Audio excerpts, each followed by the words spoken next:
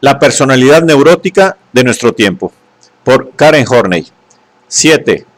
5. Estructura básica de la neurosis.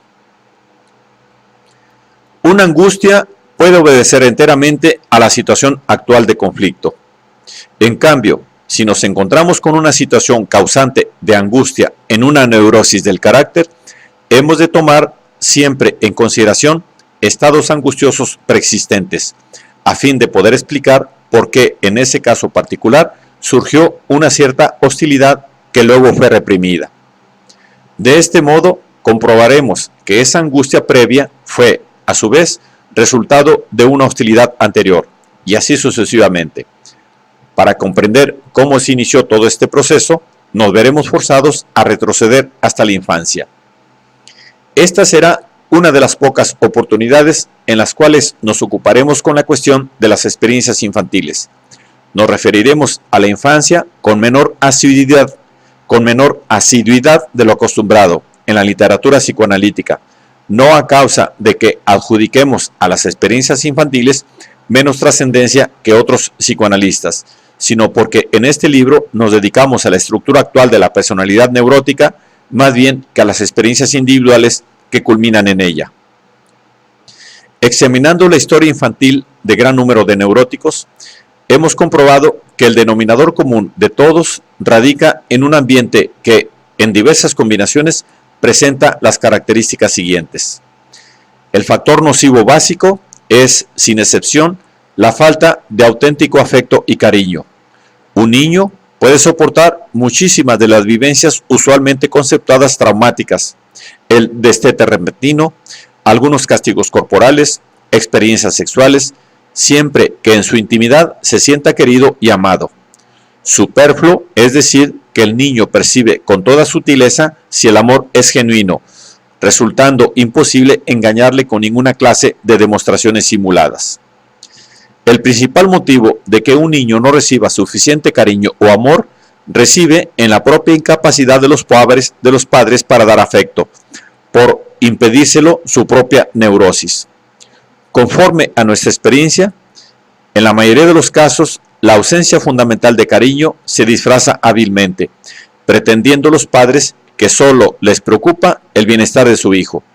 Las teorías pedagógicas y la sobreprotección o la abnegación de una madre ideal son los agentes básicos creadores de cierta atmósfera que, más que cualquier otra cosa, echa los gérmenes de ulteriores sentimientos de profunda inseguridad. Por otra parte, ciertas acciones o actitudes de los padres no pueden menos que suscitar hostilidad. Su preferencia por otros niños, los rechazos injustos, los cambios imprevistos de la extrema indulgencia al rechazo desdeñoso, el incumplimiento de promesas y, finalmente, pero no en último lugar entre estos factores, una actitud frente a las necesidades del niño que oscila desde la ocasional falta de toda atención hasta la permanente interferencia con sus deseos más legítimos, como el entrometerse en sus amistades, ridiculizar sus ideas independientes, malograrle todo el interés por sus propias empresas, sean artísticas, atléticas o mecánicas. En suma, una actitud paternal que, aunque no lo intente deliberadamente, consigue quebrantar la voluntad del niño. Los trabajos psicoanalíticos acerca de los factores que desencadenan la hostilidad infantil subrayan, en primer término, la frustración de los deseos del niño, especialmente la de los sexuales, así como los celos infantiles. Es posible que la hostilidad del niño sea provocada en parte por la actitud prohibitiva que la cultura adopta respecto de los placeres en general y de la sexualidad infantil en particular, ya se exprese esta a manera de curiosidad sexual, masturbación o juegos eróticos con otros niños. Mas la frustración no es, evidentemente, el único motivo de la postura rebelde, pues la observación demuestra, en forma indudable, que los niños, como los adultos, son capaces de tolerar muchas más privaciones, toda vez que las reputen justas, acertadas, necesarias o motivadas por una cierta finalidad. Así, por ejemplo, el niño no se resiste a la educación de los hábitos higiénicos, si los padres no los imponen con desmedida rigidez, ni pretenden de obligar al niño con actos de crueldad más o menos atenuados o groseros. Tampoco le preocupa al niño uno que otro castigo, siempre que se sienta seguro de ser amado en general y pueda juzgarlo como una medida ecuánime y no aplicada con intención de herirlo o humillarlo. Es difícil decidir si la frustración como tal provoca hostilidad, pues en ambientes donde se infligen múltiples privaciones al niño, también suelen existir muchos otros factores desencadenantes. Antes que las frustraciones mismas, importa el espíritu con el cual son impuestas. Hacemos resaltar este punto porque, preocupados a causa de los supuestos peligros que las frustraciones entrañarían por sí mismas, muchos padres se han dejado llevar mucho más lejos de lo que intentaba el propio Freud, abandonando toda intervención en la conducta del niño con el pretexto de que podrían ocasionarle algún trauma. Evidentemente, los celos pueden constituir motivos violentos de odio, en los niños como en los adultos.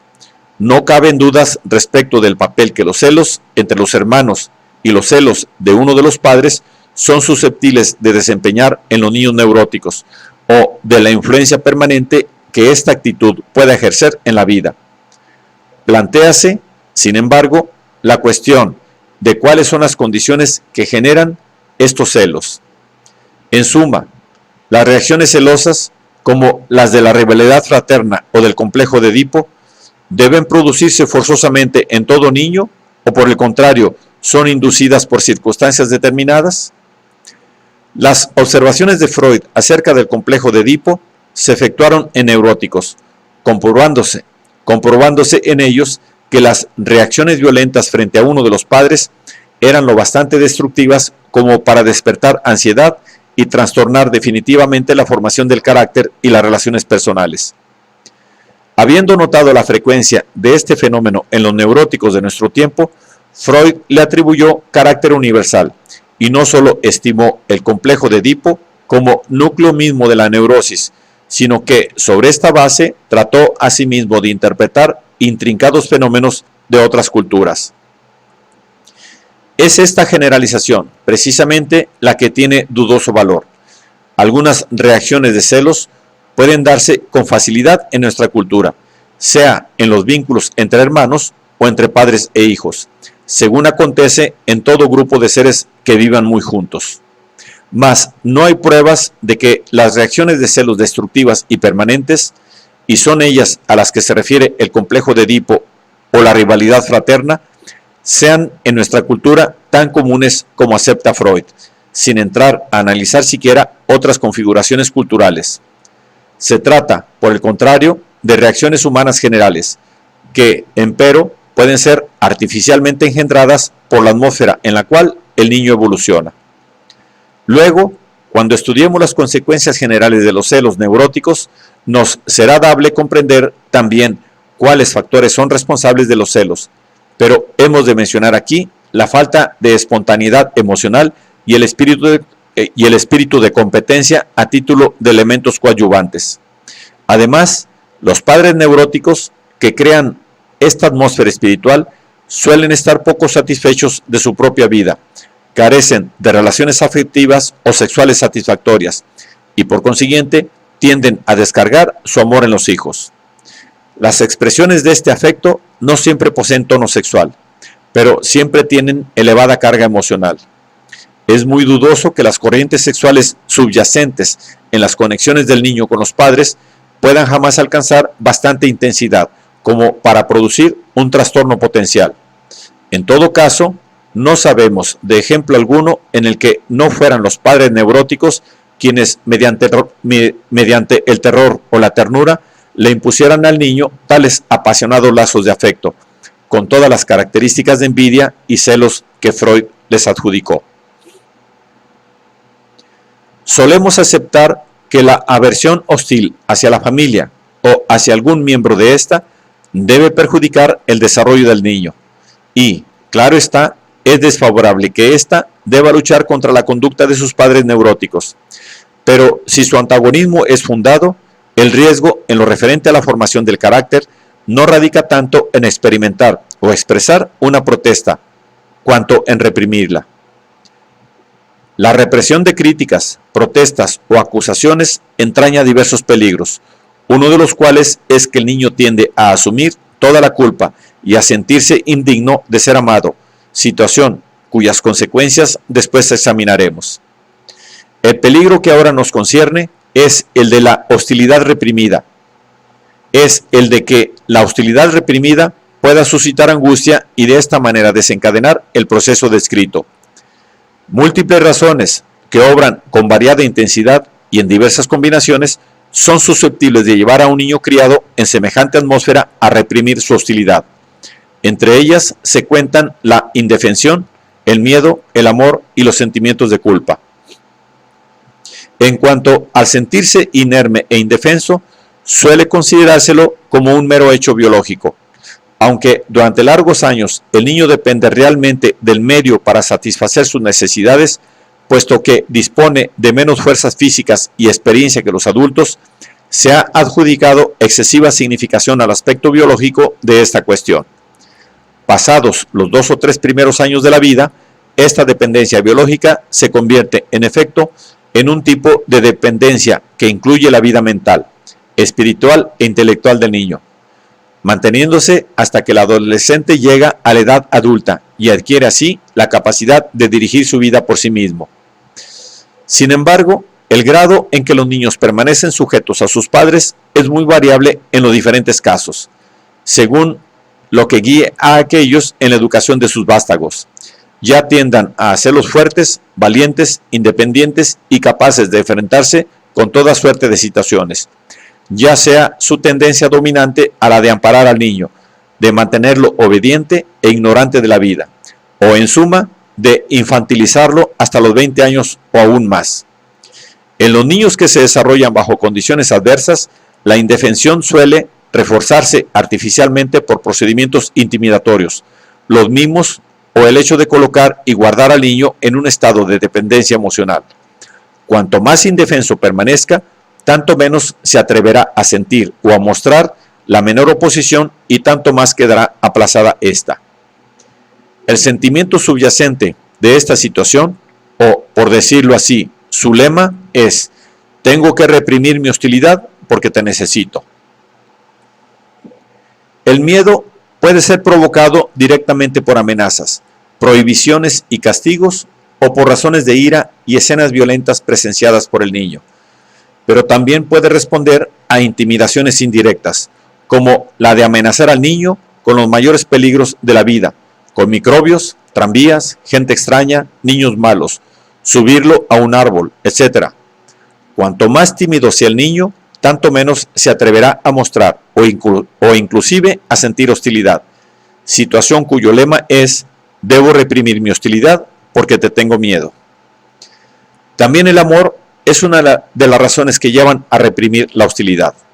Faltando el verdadero cariño, los padres suelen reemplazarlo con verborrágicas protestas de cuánto aman al niño y a qué punto sacrificarían por él hasta la última gota de su sangre. Particularmente, si se lo intimida en otros sentidos, el niño puede aferrarse a estos sucedáneos del auténtico amor, temeroso de manifestar su rebeldía por miedo a perder la recompensa de su docilidad. En semejantes situaciones, el lema fundamental sería: tengo que reprimir mi hostilidad por miedo a perder tu amor. Hasta ahora hemos considerado los casos en que el niño reprime su hostilidad contra los padres por miedo de que la más mínima expresión malogrará las relaciones con estos. Al proceder así, le impulsa el mero temor de que estos poderosos gigantes lo abandonen, le priven de su reconfortante benevolencia o aún se vuelvan contra él. Además, en nuestras condiciones de cultura, el niño de ordinario es obligado a sentirse culpable por cualquier sentimiento o evidencia de hostilidad u oposición, es decir, se le hace sentirse indigno o despreciable ante sí mismo si se aventura a expresar o sentir algún resentimiento contra los padres o a transgredir las reglas establecidas por ellos. Estos dos motivos de los sentimientos de culpabilidad se encuentran íntimamente relacionados entre sí. cuanto más se haya inducido a un niño a sentirse culpable por sus incursiones en terreno prohibido, tanto menos se atreverá a experimentar rencor o a adoptar una actitud acusadora frente a los padres. En nuestra cultura es en la esfera sexual donde más a menudo se crean sentimientos de culpabilidad. Ya se manifiestan las prohibiciones por medio de verdaderos silencios audibles o por amenazas y castigos expresados. El niño frecuentemente llega a convencerse de que no solo le está vedada la curiosidad y las actividades sexuales, sino que también debe considerarse sucio y despreciable si osa incurrir en ellas. Si tiene fantasías y deseos sexuales con respecto a uno de los padres, aunque permanezcan inexpresados a consecuencia de la actividad prohibitiva frente a la sexualidad en general, fácilmente le harán sentirse culpable. El lema de esta situación será pues el siguiente: tengo que reprimir mi hostilidad, pues de lo contrario sería un niño malo. En diversas combinaciones, cualquiera de los factores mencionados es susceptible de llevar a un niño a reprimir su hostilidad, produciéndole la consiguiente angustia. Pero, ¿acaso toda angustia infantil conduce en última instancia a una neurosis? Nuestros conocimientos no alcanzan todavía a responder satisfactoriamente a esta pregunta. Creemos que la angustia infantil es un factor necesario, pero no una causa suficiente para el desarrollo de la neurosis. Parecería que las circunstancias favorables, así como los oportunos cambios de ambiente o las influencias contrarrestantes de cualquier especie, pudiesen evitar la decidida evolución hacia la neurosis. Por el contrario, si las condiciones de vida no propenden a atenuar la ansiedad, como en efecto suele acontecer, no solo facilitarán su persistencia, sino que, según veremos luego, la exacerbarán gradualmente y desencadenarán todos los mecanismos que constituyen la neurosis. Entre los factores que pueden estimular el desarrollo de la angustia infantil, existe uno que es preciso examinar en particular. Por cierto, es muy distinto si la reacción de hostilidad y de angustia se limita a personas del medio que le impusieron al niño, o si se transforma en una disposición hostil y ansiosa para con la gente en general. Así, por ejemplo, si el niño tiene la fortuna de que lo rodeen abuelos cariñosos, maestros comprensivos o algunos buenos amigos, sus experiencias con estos pueden evitar que espere únicamente maldades de todo el mundo. Pero cuanto más ardua sean sus experiencias en el círculo familiar, tanto mayor será su inclinación a producir no solo reacciones de odio con respecto a los padres y a otros niños, sino asimismo actitudes desconfiadas o rencorosas frente a todo el mundo. Cuanto más aislado quede y cuanto más se lo desanime de arriesgarse a otras experiencias personales, con tanta mayor facilidad caerá en la evolución descrita. Por fin, cuanto más encubra su inquina contra la propia familia, adaptándose, por ejemplo, a todas las actitudes de los padres, en mayor grado proyectará su angustia al mundo exterior, llegando a convencerse a sí mismo de que el mundo entero es peligroso y terrible. La ansiedad general frente al mundo, asimismo, puede asomar o aumentar paulatinamente. Un niño que haya crecido dentro de semejante atmósfera, en sus relaciones con los demás, no se atreverá a ser tan emprendedor o belicoso como estos. Habrá perdido la dichosa certeza de que se le quiere y aprecia, e interpretará hasta la broma más inocente como una cruel ofensa. Se sentirá herido y lastimado con mayor facilidad que otros, y será mucho menos capaz de defenderse. Los factores mencionados, al igual que otros similares, favorecen o producen un estado caracterizado por el sentimiento insidiosamente progresivo y expansivo de encontrarse solo y desarmado en medio de un mundo hostil. De esta manera, cada una de las reacciones agudas frente a cada uno de los estímulos que las provocan, poco a poco cristalizan en una postura general del carácter, que como tal todavía no constituye una neurosis, pero que es el suelo fértil en el que ésta puede germinar en cualquier momento. Teniendo presente el papel capital que esta actitud desempeña en la neurosis, le hemos dado la designación especial de angustia básica, comprendiéndose que se encuentra inseparablemente entrelazada con la hostilidad básica similar. Al elaborar en el análisis las distintas formas que la ansiedad puede adoptar, cada vez se reconoce con más claridad que la angustia básica constituye el fundamento de todas las relaciones con nosotros. Mientras cada manifestación aislada de la angustia puede ser producida por una causa actual y real, la angustia básica persiste continuamente, aunque no haya estímulos particulares en la situación actual. Si comparamos la situación global de la neurosis con un estado de intranquilidad política en la nación, la angustia y la hostilidad básicas equivaldrían al descontento subterráneo y a la protesta latente contra el régimen. En ambos casos, puede faltar todo signo superficial o aparecer este en las más diversas formas. Así, en el Estado se traduce como huelgas, tumultos, asambleas y demostraciones, pero también en la esfera psicológica, las formas de la angustia pueden presentarse como síntomas de toda suerte. Independientemente de su provocación particular, todas las expresiones de la angustia emanan de un mismo fondo común. En las neurosis de situación, relativamente simples, falta la angustia básica. Estas neurosis están constituidas por reacciones neuróticas frente a condiciones actuales de conflicto y se dan en individuos cuyos vínculos personales no se hayan perturbados. El siguiente servirá como ejemplo de los casos que suelen presentarse en la práctica psicoterapéutica. Una mujer de 45 años se queja de palpitaciones y estados nocturnos de angustia, acompañados por copiosos sudores. No presenta alteraciones orgánicas y todas las observaciones acusan una persona sana, que impresiona como sincera y cordial.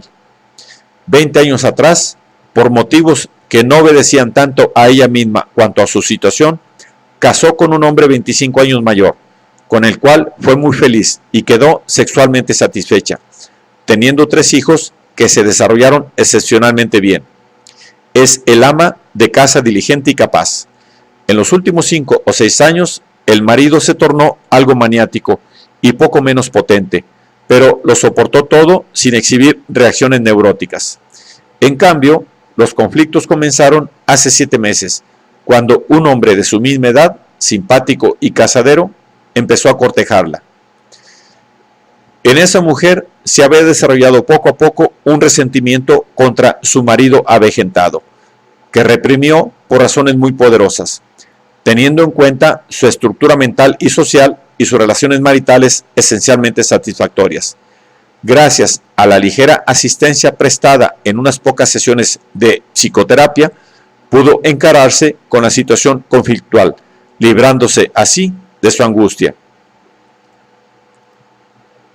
Nada demuestra mejor la importancia de la angustia básica que la comparación de las reacciones individuales en las neurosis del carácter con las que presentan aquellos casos que, como al anterior, pertenecen al grupo de las simples neurosis situacionales. Estas últimas se encuentran en personas sanas que por razones comprensivas son incapaces de resolver conscientemente un estado de conflicto, o sea, que son ineptas para enfrentarse con la existencia y la naturaleza del conflicto, y por eso también lo son en cuanto a adoptar una clara decisión. Una de las más notables diferencias entre ambos tipos de neurosis es la suma facilidad con que se alcanzan buenos resultados terapéuticos en las neurosis de situación. En las caracterológicas, por el contrario, el tratamiento tropieza con ingentes dificultades y en consecuencia se prolonga durante largos periodos, a menudo excesivamente largos para que al paciente le sea posible aguardar su cura. En cambio, las neurosis situacionales quedan resueltas con cierta facilidad. En ellas, la discusión comprensiva del estado actual suele ser una terapia causal y no solo sintomática. En otros casos, el tratamiento causal consiste en eliminar el obstáculo exterior, modificando el ambiente. Así, en tanto que en las neurosis situacionales recogemos la impresión de que la respuesta neurótica es proporcional al conflicto, esta relación parece faltar en la neurosis del carácter. En ellas, según ya veremos con mayor detalle, la angustia básica prevaleciente puede desencadenar las más intensas reacciones ante la menor provocación.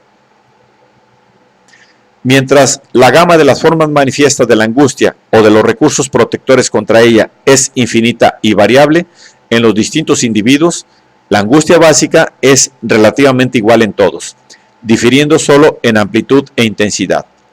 Cabe describirla a grandes rasgos como un sentimiento de ser pequeño e insignificante, de estar inerme, abandonado y en peligro, librado a un mundo dispuesto a abusar, engañar, agredir, humillar, traicionar y envidiar. Una de nuestras enfermas expresó este sentimiento mediante un dibujo espontáneo, donde se representaba como una pequeñuela indefensa y desnuda, rodeada de monstruos amenazantes, tanto humanos como animales, prestos a atacarla.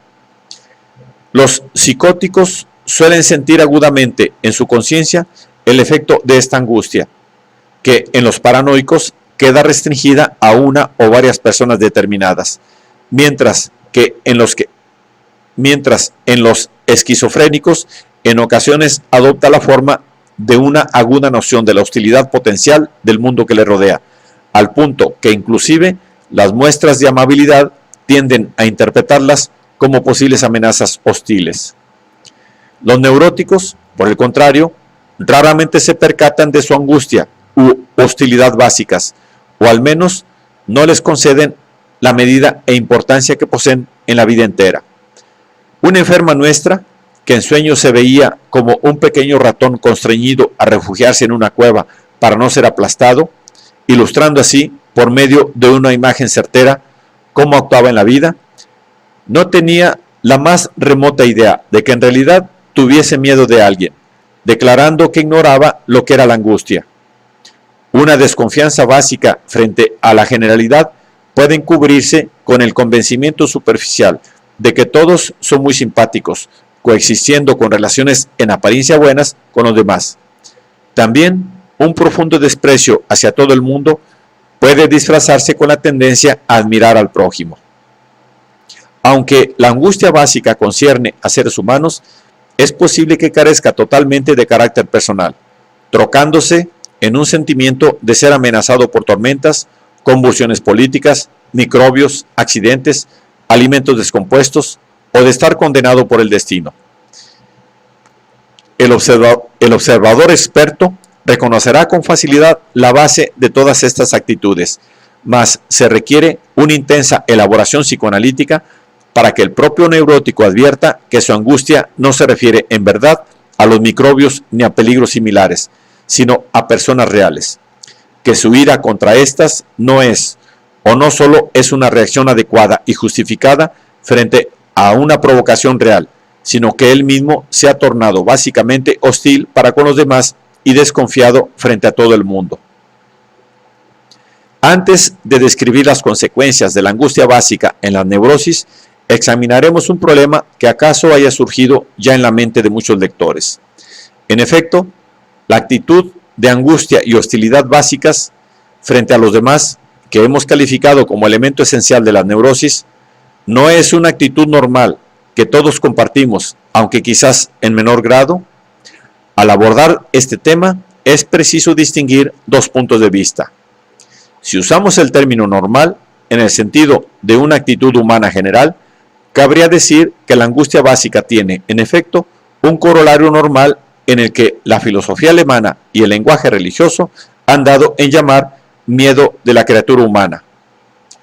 Esta expresión denota que prácticamente todos nos sentimos inermes delante de fuerzas más poderosas que nosotros, como la muerte, las enfermedades, la vejez, las catástrofes de la naturaleza, los sucesos políticos y los accidentes. La desvalidez de nuestra infancia nos suministra la primera experiencia de esta índole, pero la noción así adquirida la conservamos durante toda la existencia. Dicha angustia de la criatura humana comparte con la angustia básica su característica de la indefensión ante los poderes superiores, mas no implica una actitud de hostilidad por parte de estos. En cambio, si empleamos el término normal en el sentido de lo que es normal en nuestra cultura, cabría agregar lo siguiente. De ordinario, en nuestra cultura, la experiencia llevará a una persona, siempre que su vida no sea demasiado cómoda, a adoptar mayor reserva frente a los otros, conforme va alcanzando su madurez, a ser más prudente en su confianza respecto del prójimo, a familiarizarse más con el hecho de que a menudo los actos humanos no son sinceros, sino dictados por la cobardía o la conveniencia. Si se trata de una persona honesta, no vacilará en aplicarse a sí misma este juicio. De lo contrario, verá con mayor claridad todos estos atributos en los demás. En suma, pues, desarrollará una actitud evidentemente análoga a la angustia básica, de la cual, empero, la separan las siguientes diferencias. La persona sana y madura no se siente inerme frente a estos defectos humanos, ni está dominada por la ausencia de discriminación que ostenta la actitud neurótica básica. En efecto, conserva la capacidad de acordar una buena dosis de genuina amabilidad y confianza a señaladas personas. Estas disimilitudes tal vez se expliquen por el hecho de que el sujeto sano ha padecido la mayoría de sus experiencias desgraciadas a una edad en que fue capaz de asimilarlas, mientras el neurótico las sufrió cuando aún no le era posible dominarlas, y, debido a su indefensión, reaccionó a ellas con angustia. La angustia básica tiene ciertas y determinadas consecuencias en cuanto a la actitud del sujeto respecto de sí mismo y de los demás. Esto significa, de hecho, un aislamiento emocional, tanto más difícil de soportar cuanto que va acompañado de una sensación de debilidad intrínseca. Entraña también un debilitarse del fundamento mismo en que reposa la autoconfianza. Establece el germen de un conflicto potencial entre el deseo de confiar en los demás y la incapacidad de abandonarse a esta inclinación, a causa del profundo recelo y hostilidad que se profesa hacia ellos. Implica también que por su debilidad intrínseca, la persona siente el deseo de echar toda responsabilidad sobre los demás, de ser protegida y amparada, mientras que la hostilidad básica la torna harto desconfiada para ceder a este deseo. Por último, su invariable resultante es que el sujeto se ve constreñido a dedicar la mayor parte de su energía a recuperar la tranquila seguridad perdida. Cuanto más intolerante sea la angustia, tanto más completas deberán ser las medidas de precaución contra ella. En nuestra cultura disponemos de 4 recursos fundamentales a fin de escudarnos contra la angustia básica: el cariño, la sumisión, el poderío y el aislamiento. En primer lugar, el procurarse cariño en cualquier forma puede constituir una fuerte protección contra la angustia, mecanismo al cual le cuadra el lema: si me quieres, no me harás mal. En segundo término, el sometimiento puede subdividirse según concierna o no a señaladas personas o instituciones.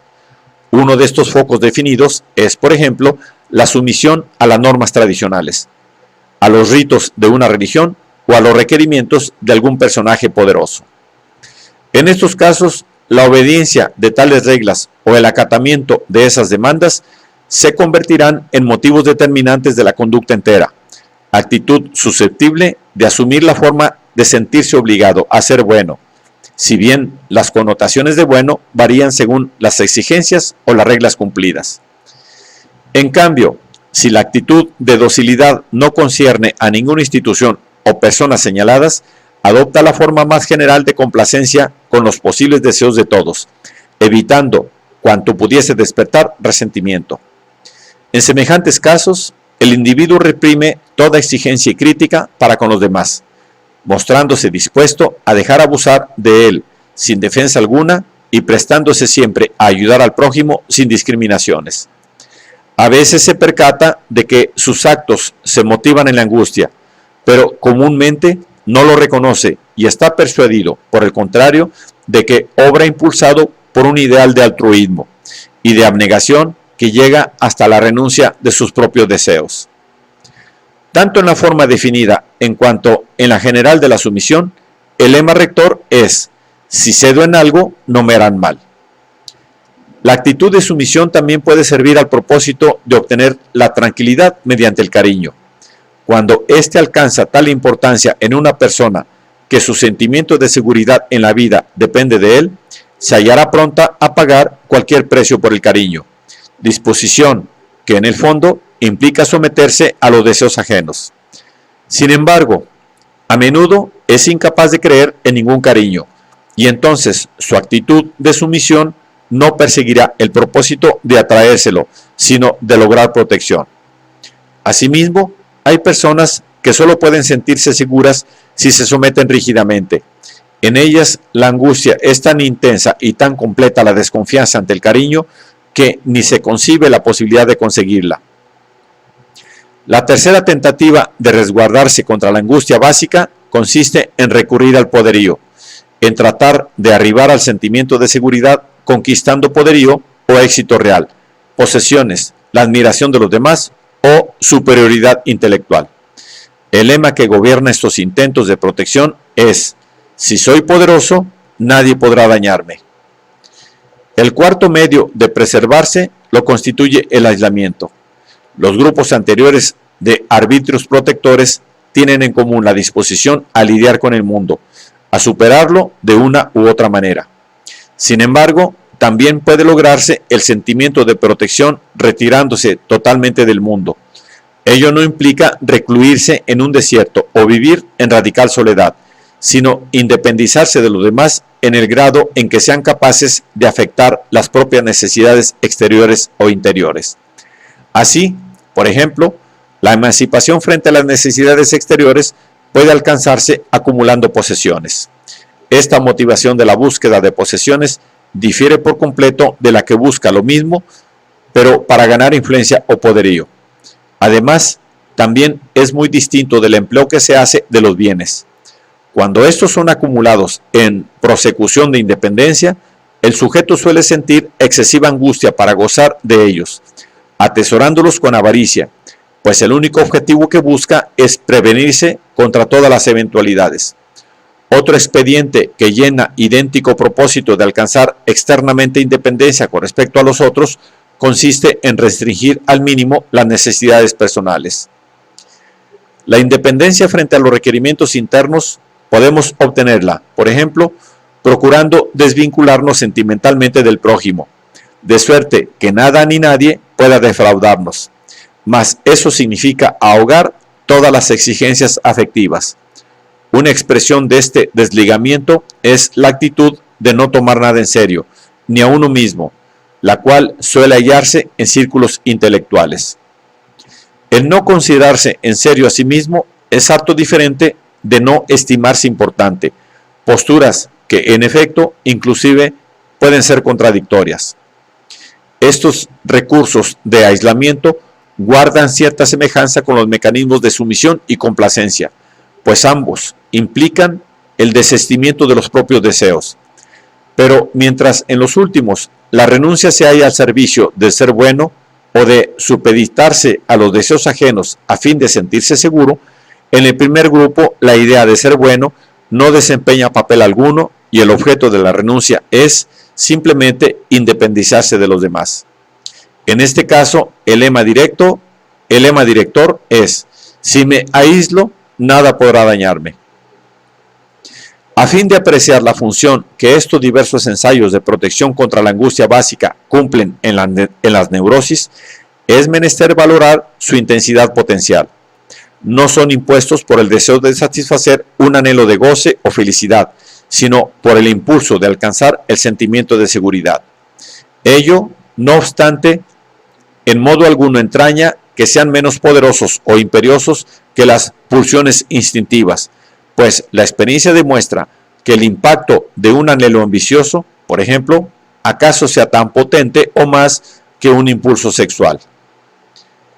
Cualquiera de estos cuatro mecanismos, perseguido solo o predominantemente, es susceptible de ofrecer al individuo la ansiada tranquilidad, siempre que su situación vital le permita aplicar esos recursos sin incurrir en conflictos, aunque debe advertirse que semejante prosecución exclusiva de una tendencia única suele traer aparejado un empobrecimiento de la personalidad integral. Así, por ejemplo, una mujer que emprende el camino de la sumisión puede alcanzar la paz y grandes satisfacciones secundarias en una cultura que demande de la mujer obediencia a la familia o al marido, y sujeción a las normas tradicionales. Si es un monarca quien desarrolla un insaciable afán de poderío y posesiones, su resultado también puede ser la consecución de seguridad y éxito en la vida. En realidad, sin embargo, el decidido seguimiento de un objetivo único dejará con frecuencia de cumplir su propósito, pues las demandas impuestas son tan desmesuradas e inescrupulosas que por fuerza acarrean conflictos con el medio. Con mayor frecuencia, la seguridad contra una poderosa angustia subyacente no se busca por un solo camino, sino por varios, que además pueden ser incompatibles entre sí. Es decir, que el neurótico podrá sentirse a un tiempo imperiosamente compelido a dominar a todo el mundo y a pretender ser amado por todos, a someterse a los otros y a imponerles su propia voluntad, a desligarse de la gente y a querer su afecto. Son estos conflictos, en verdad insolubles, los que casi siempre constituyen el núcleo dinámico de la neurosis. Las dos tendencias que más comúnmente chocan entre sí son los anhelos de afecto y de poderío, razón por la cual en los próximos capítulos nos ocuparemos de ellos en detalle. Tal como la hemos descrito, la estructura de la neurosis no contradice la teoría freudiana de que, en esencia, estas serían productos de conflictos entre las tendencias instintivas y las demandas sociales o su representación en el superyo. Mas, en tanto nos hallamos de acuerdo en que el conflicto entre las tendencias individuales y la presión social del ambiente es una condición ineludible de toda neurosis, no creemos que por sí solo baste a explicarlas. El choque entre los deseos individuales y los requerimientos sociales no produce necesariamente una neurosis, sino que puede conducir, con no menor facilidad, a restricciones reales de las actividades de la vida, o sea, a la simple supresión o represión de deseos, o, en términos más generales, al sufrimiento real y concreto. En cambio, la neurosis únicamente aparece si este conflicto provoca angustia y si los intentos de aliviarla despiertan, a su vez, tendencias defensivas que, aunque no menos perentorias, resultan empero incompatibles entre sí.